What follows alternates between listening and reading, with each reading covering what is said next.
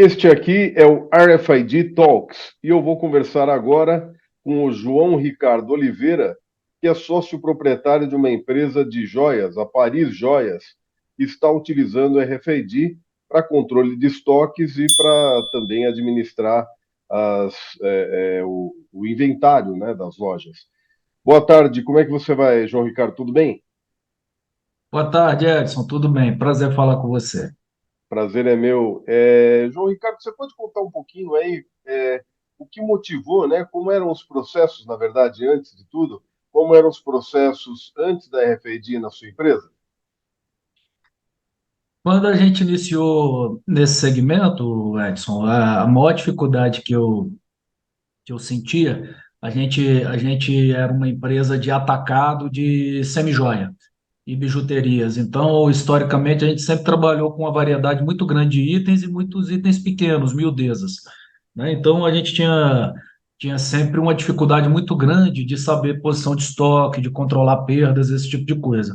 Então, Uhum, desde o início desse processo, lá há mais de 18 anos, a gente sempre buscou alternativas aí que facilitassem essa gestão.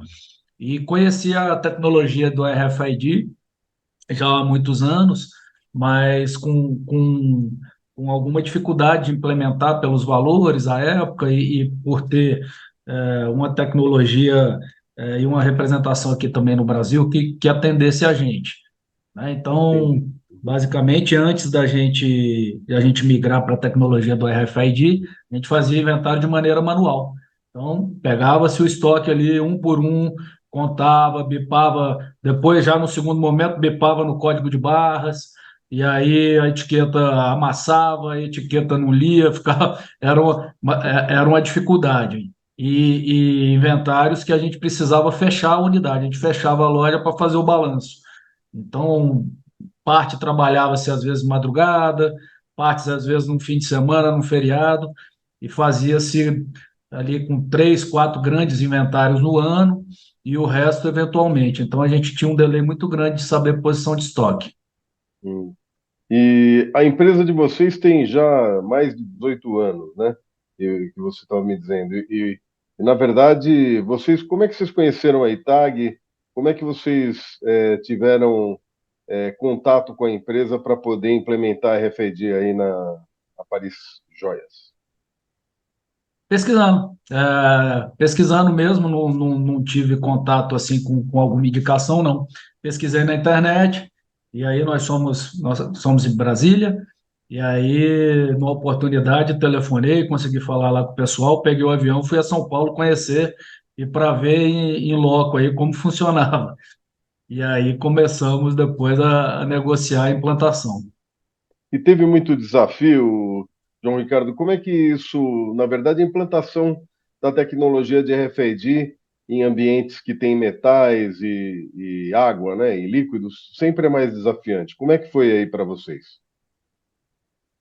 É um processo longo, assim, né? No sentido de que a gente primeiro teve que testar e escolher um modelo correto de etiqueta, experimentar muito bem o processo da impressão, né? Assim, a gente teve que, nesse decorrer do tempo, fazer investimento em impressora com modelos um pouco mais robustos, mas o importante para a gente depois, no fim das contas, a leitura funcionava bem, a gente foi mais na parte de integração mesmo dos softwares.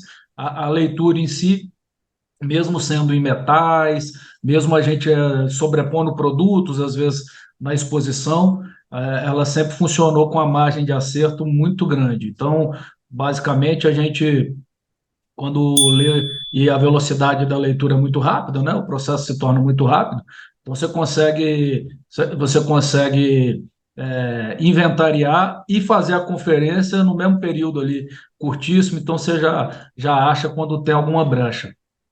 Vocês estão utilizando o padrão GS1? Isso é alguma coisa que está na linha de frente para vocês ou não? Confesso que em relação à nomenclatura, eu não sei te dizer, Edson, te peço Tá. desculpa. O GS1, o que seria? É uma padronização, é um código, na verdade. A GS1 é a organização internacional que coordena os códigos de barras, que Uhum. dá classificações. Acho que para vocês aí, como é uma contagem interna só, não é para distribuição para outras empresas, outros fornecedores, outros vendedores, na verdade, um canal de revendas, talvez não Aham. faça sentido mesmo. Por isso que eu te perguntei, É, até para ver é, se isso faz sentido eu aí no desconheço. caso. Talvez eu até utilize, mas aí eu desconheço. Confesso que para a gente não fez sentido na época saber. Tá bom. Agora, em relação à implementação que vocês fizeram, isso tudo é para contagem de estoques, é para controle das mercadorias. Você me disse que ainda não tem, por exemplo, um sistema de tocar um alarme para sair, se alguém sair das lojas com uma joia, sem ter comprado, na verdade, né, que daí tocaria um alarme, mas de alguma forma vocês já conseguem ter um controle melhor daquilo que está sendo apresentado para os clientes e voltando para dentro dos estoques?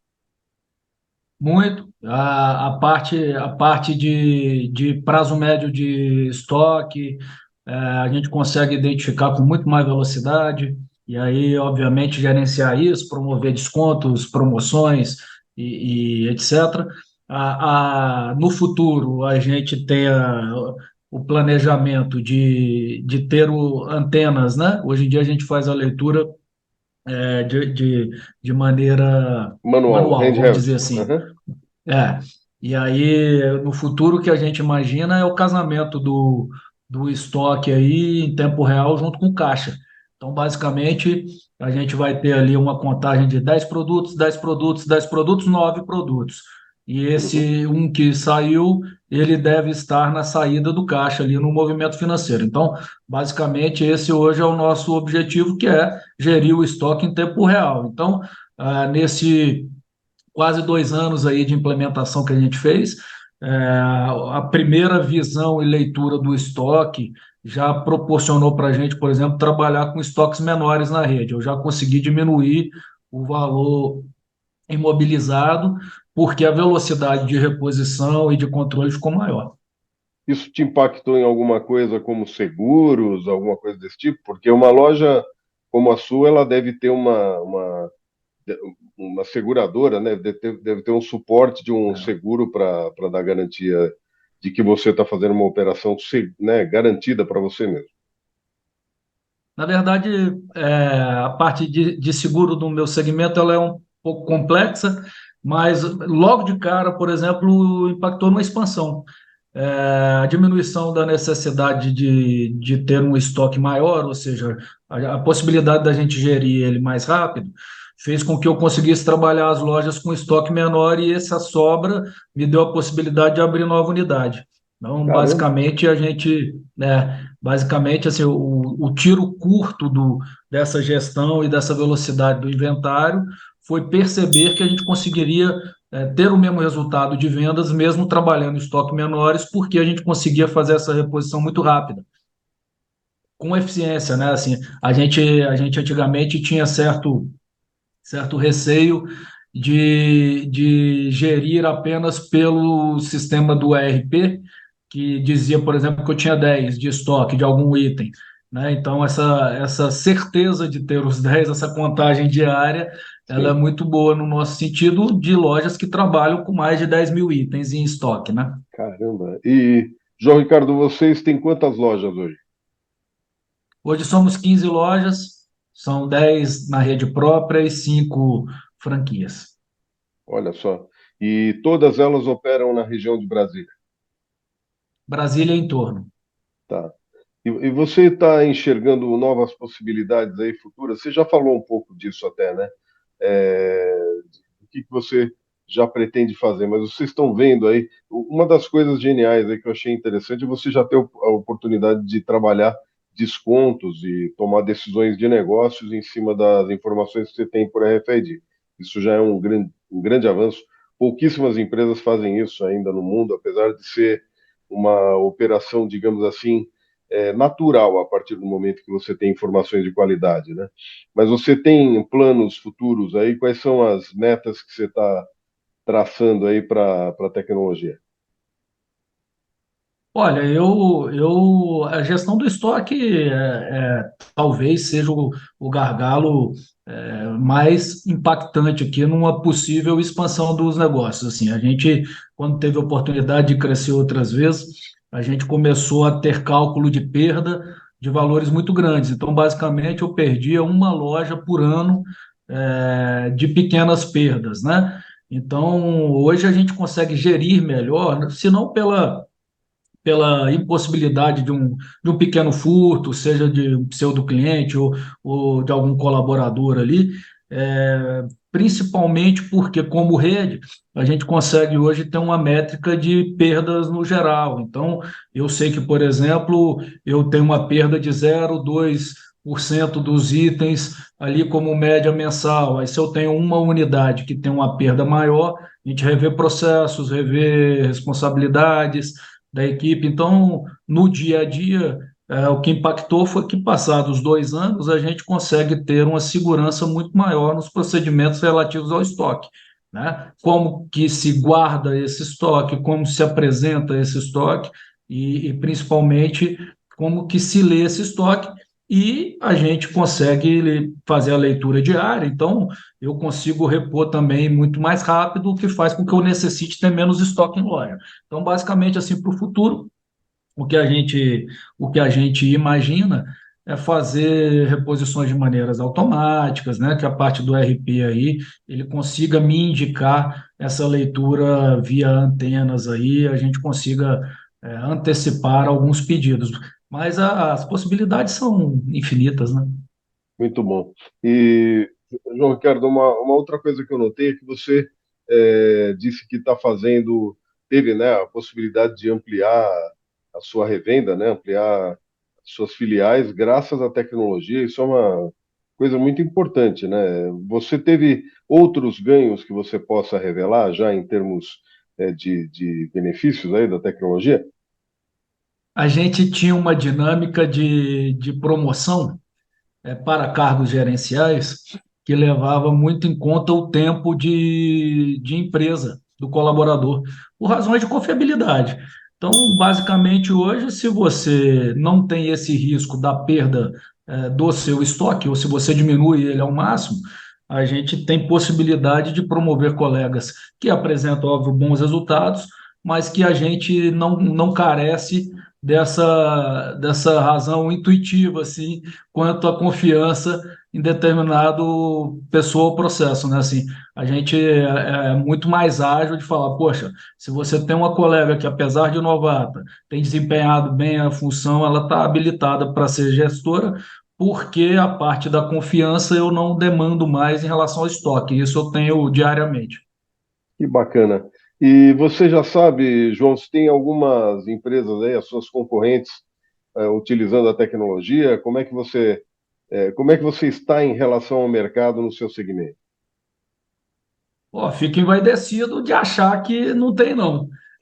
Pelo menos no meu conhecimento, a maioria que a gente conhece, inclusive através de fabricantes e fornecedores, a gente, graças a Deus, deu esse passinho na frente, mas é inevitável que a tecnologia alcance os que irão sobreviver. Eu acho que todo mundo que não utiliza a tecnologia a seu favor vai ter muita dificuldade de competir, né? Então, aqui, especialmente aqui em Brasília, e na região assim do nosso segmento, não conheço quem usa e estou muito feliz de da gente ter dado esse passo na frente. Muito bom. Bom, João Ricardo, foi uma satisfação falar contigo. Você tem mais alguma informação aí que você gostaria de falar? Até para promover a sua empresa, pode aproveitar. Edson, olha, em relação ao segmento, assim, eu tive a oportunidade de trabalhar em outros ramos e eu sou muito, eu sempre achei que minha contribuição era muito mais diz respeito a filtrar essas novas tecnologias, a implementar processos do que o segmento em si. Conhecer o RFID me abre muita cabeça às vezes, fala, poxa, eu não conheço nenhuma loja de varejo, para falar do meu segmento especificamente, de varejo que tenha como gargalo controle de estoque, que tenha uma figura de estoquista. né, que tenha grandes estoques ou que precise e calcular a perda, que não vá usar o RFID. Então, se você pegar de confecção, de mercados, mercadinhos e etc., eu basicamente acho que todo mundo vai vir a usar a tecnologia. Assim, para mim, como gestor, é uma tranquilidade saber que o risco do seu patrimônio que está imobilizado, você consegue diminuir esse risco através da tecnologia. Excelente. João Ricardo, foi um prazer conversar contigo. Sucesso aí, que você continue tendo bons resultados com a tecnologia e que cresça ainda mais o número de lojas, quem sabe expandindo aí até para o resto do Brasil. E um abraço para você e até a próxima. Agradeço, Edson. Um grande abraço.